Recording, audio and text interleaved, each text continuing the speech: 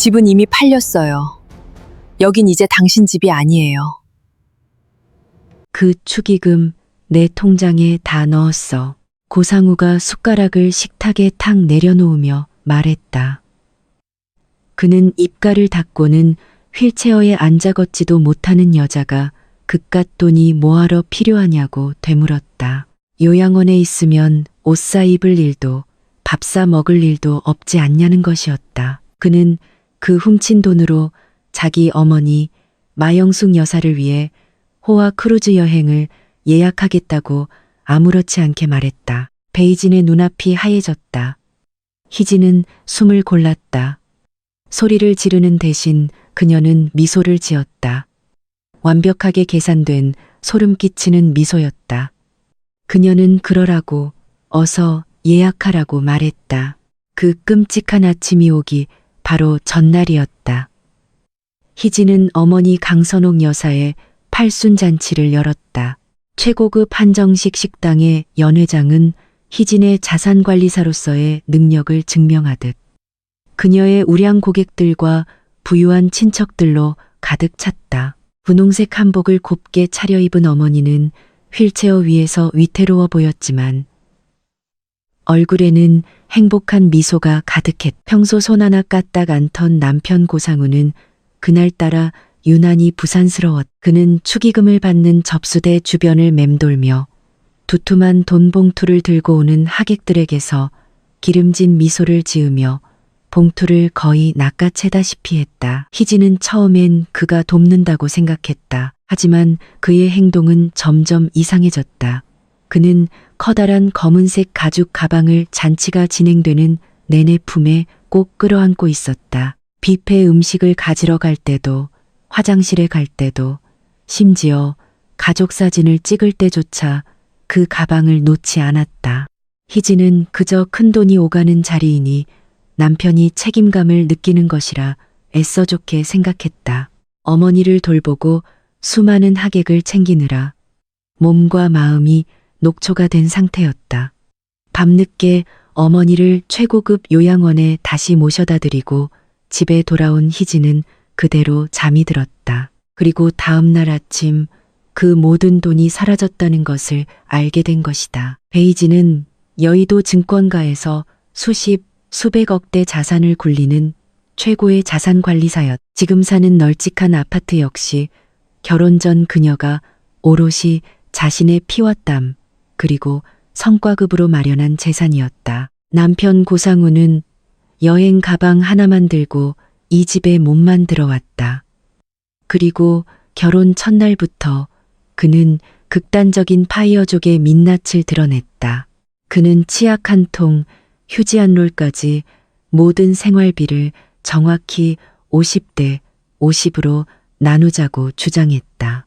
수십억 원짜리 고객 포트폴리오를 검토하며 머리가 터질 듯한 날, 희진이 집에 돌아오면 상우는 기다렸다는 듯 긴 마트 영수증과 빨간 펜을 들고 나타났다. 그는 자신이 먹은 과자와 희진이 사용하는 치약을 동그라미 치며 그녀 몫이라며 당장 자기 계좌로 3,500원을 이체하라고 요구했다. 그 쪼잔함과 집요함에 숨이 막혔지만 희진은 두 어린 아이들을 생각하며 참았다.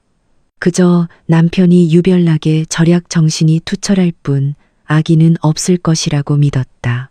하지만 그 환상은 시어머니 마영숙이 그녀의 성역을 침범하면서 산산조각 났다.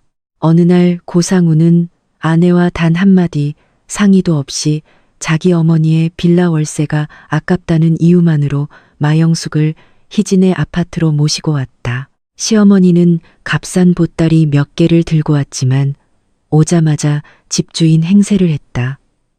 그녀는 거실에서 가장 비싼 소파에 드러누워 자기 자리라고 선포했다. 희진이 금융지구에서 파김치가 되어 돌아오면 마영숙은 손가락으로 바닥을 쓱 닦아 먼지를 확인하고는 혀를 찼다. 그리고는 희진에게 당장 앞치마를 두르고 뜨끈한 저녁밥을 차리라고 명령했다. 희진이 정성껏 저녁을 차려내면 시어머니는 고기가 질기다며 숟가락을 내던졌다. 그럴 때마다 상우는 희진을 쳐다보며 자기 엄마 하나 기쁘게 해주지 못하냐고 타박했다. 희진은 아이들을 위해 모든 굴욕을 삼켰다. 하지만 이번 팔순 잔치 축의금 도둑질은 5년 전 억눌러 두었던 어둡고 끔찍한 기억의 방아쇠를 당기고 말았다. 5년 전 희진의 아버지가 갑작스러운 교통사고로 세상을 떠났다. 국화꽃 향이 진동하는 장례식장은 통곡 소리로 가득했다. 희진이 상주 완장을 차고 슬픔에 잠겨 있는 동안 남편 상우는 무언가에 홀린 듯 분주했다. 3일장을 치르고 난 뒤 조문객들이 낸 부의금으로 장례 비용을 정산하려던 가족들은 경악했다. 희진의 회사 동료들과 VIP 고객들이 낸 수십 개의 두툼한 봉투가 감쪽같이 사라진 것이다. 모두가 서로를 의심하며 혼란에 빠졌을 때 누군가 접수대에 설치된 CCTV를 확인해 보자고 했다. 흑백 화면 속에는 끔찍한 진실이 담겨 있었다. 모두가 잠든 깊은 밤 상주 완장을 찬 상우가 개처럼 엎드려 접수대 밑을 기어다녔다. 그는 봉투들을 양복 안주머니에 미친 듯이 쑤셔넣고는 화장실로 달려갔다. 희진은 화장실 칸막이 문을 부술듯이 열어젖혔다. 상우는 그 피 묻은 돈을 자기 주식 계좌에 입금하고는 파랗게 질린 마이너스 수익률 화면을 보며 머리를 쥐어뜯고 있었다. 그날 희진은 그에게 이혼 서류를 던졌다. 그는 갓 태어난 아기를 방패 삼아 무릎을 꿇고 빌었다. 다시는 안 그러겠다고, 한 번만 용서해달라고. 희진은 용서했다. 그리고 현재 그녀는 그 자비가 인생 최대의 실수였음을 깨달았다. 그 기억을 떠올린 며칠 후 희진은 백화점에서 큰맘 먹고 산 최고급 애플망고를 깎아내왔다. 시어머니 마영숙은 소파에 드러누워 있으시개로 과일을 푹푹 찔러 먹으며 말했다. 요양원 침대에 송장처럼 누워있으면 돈이 다 무슨 소용이람. 나는 두 다리에 힘 있을 때 실컷 놀러 다닐란다. 그 말은 희진의 심장을 찔렀다. 과거 희진이 어머니의 요양원 보증금이 모자라 상우에게 돈을 빌려달라고 애원했던 날이 떠올랐다. 그는 컴퓨터 게임을 하며 팔이 쫓듯 그녀를 내쫓았. 돈 없으면 투잡이라도 뛰라는 막말과 함께. 그런데 이제 그는 장모의 팔순잔치 돈을 훔쳐 자기 엄마의 호화 여행을 보내주고 있었다.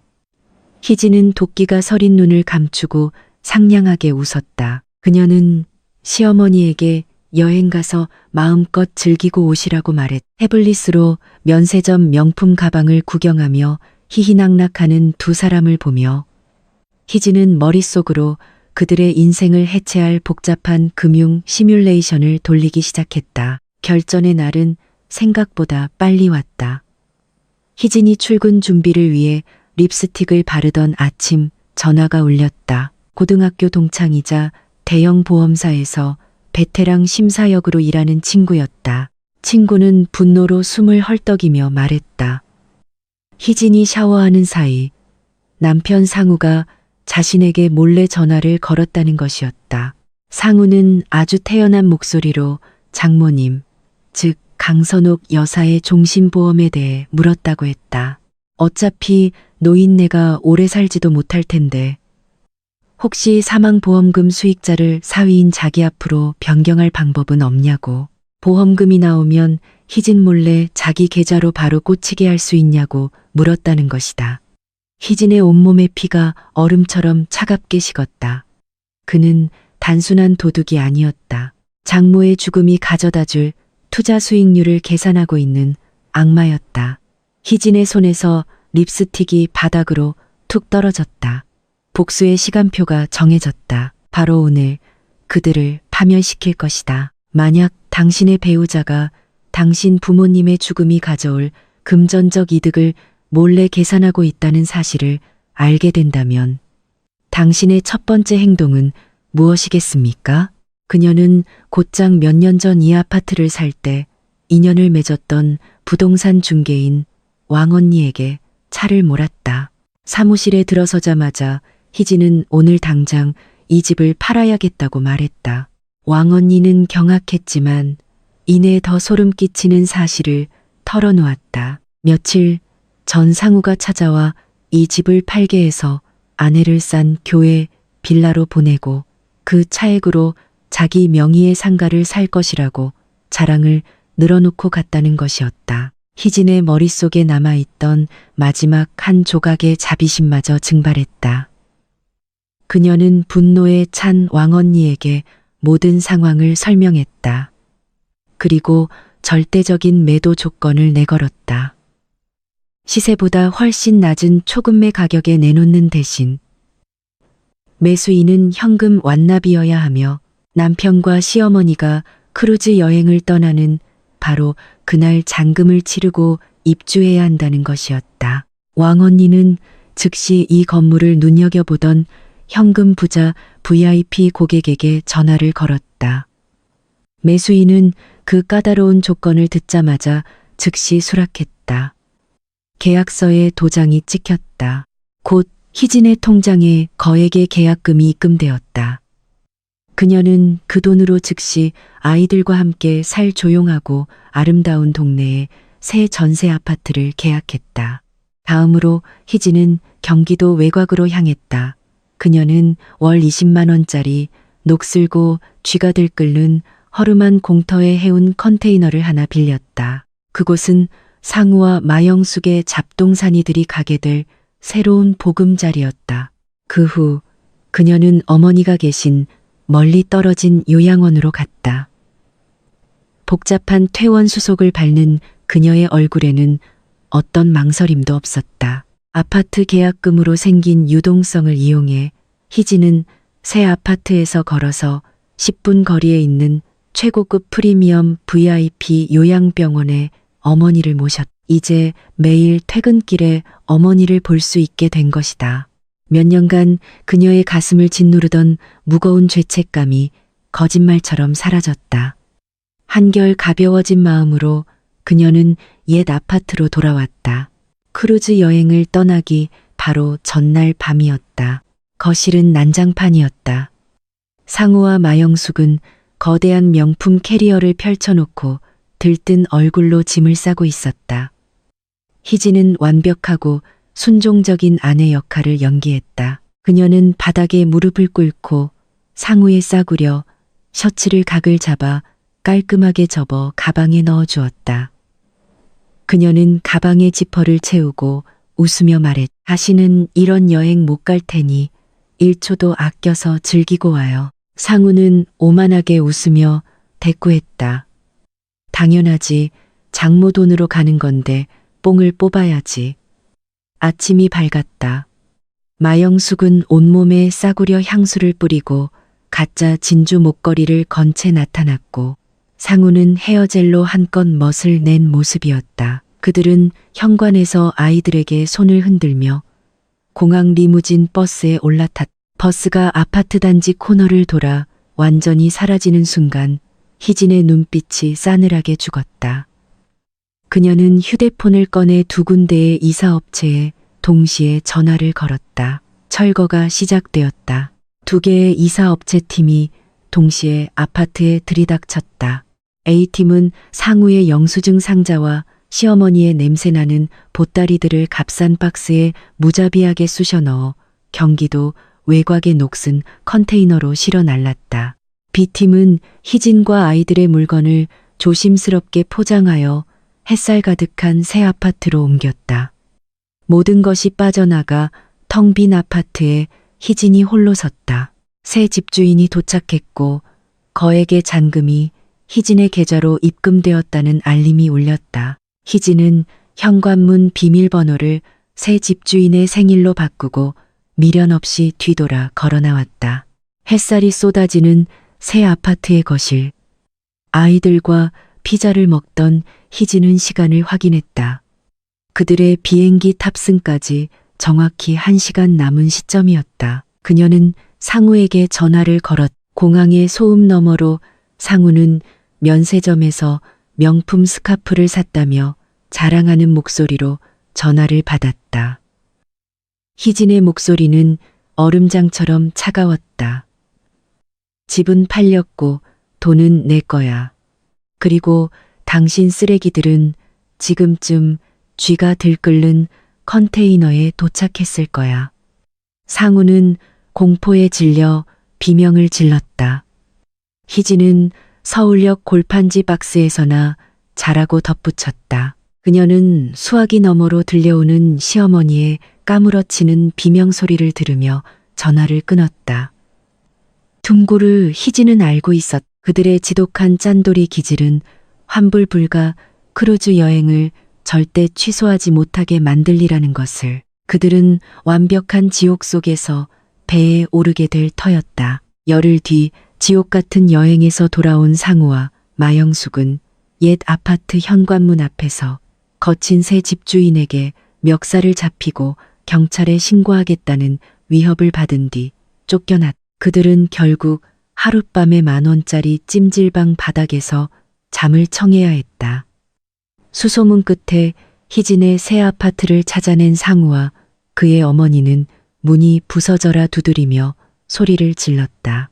집 판돈의 절반을 내놓으라고 아이들을 뺏어 가겠다고 악을 썼다. 희진은 조금도 흔들림 없이 문을 열었다. 그리고 상우의 얼굴에 거대한 서류 뭉치를 집어던졌다. 그것은 이혼 소장과 함께 수년간 상우가 직접 작성하며 희진을 괴롭혔던 바로 그 쪼잔한 엑셀 가계부들이었다. 그의 경제적 학대를 증명하는 완벽한 증거였다. 하지만 치명타는 따로 있었다. 희진은 아버님 장례식 부의금과 어머니 팔순 잔치 축의금을 횡령하던 순간의 IP 로그, 거래 시각, 증권 계좌 기록까지 완벽하게 뽑아두었다. 희진의 뒤에서 엘리베이터 문이 열리며 그녀의 대형 로펌 변호사가 내렸다. 변호사는 특수 절도 및 횡령 혐의로 즉시 형사고소를 진행할 것이라고 선언했다. 상우는 그 자리에 주저앉았다. 그는 자신이 감옥에 갈 수도 있다는 사실을 깨달았다. 그의 싸구려 변호사는 희진이 내민 완벽한 금융 증거를 보자마자 도망치듯 자리를 떴다. 법원은 완벽하게 희진의 손을 들어주었다. 상우는 재산 분할에서 단 1%도 받지 못했. 그는 감옥행을 피하기 위해 자신의 전 재산이었던 주식 포트폴리오를 모두 처분하고 막대한 빚까지 져서야 겨우 희진에게 위자료를 지급하고 훔친 돈을 이자와 함께 갚을 수 있었다. 상우와 마영숙은 곰팡내가 진동하는 반지하 단칸방으로 쫓겨났다. 그들은 서로를 탓하며 매일같이 싸웠다. 상우는 고된 야간 대리운전으로 생계를 이었고 한때 거만했던 시어머니는 허름한 식당에서 기름때 낀 솥을 닦으며 망가진 손을 내려다보았다. 희진은 지켜낸 자신의 자본금으로 아름다운 고급 반찬 가게를 열었다. 그녀의 꼼꼼한 성격은 가게를 엄청난 성공으로 이끌었다. 그녀는 완벽한 경제적, 정서적 독립을 쟁취했다. 주말이면 그녀는 새로 산 SUV를 몰고 VIP 요양병원으로 어머니를 모시러 갔다. 그들은 아름다운 레스토랑에서 식사를 했고 아이들은 웃음을 터뜨렸으며 악몽은 완전히 끝났다. 희진은 아침 햇살이 비치는 자신의 가게 앞에 서 있었다. 온전히 자기 인생의 주인이 된 모습이었다.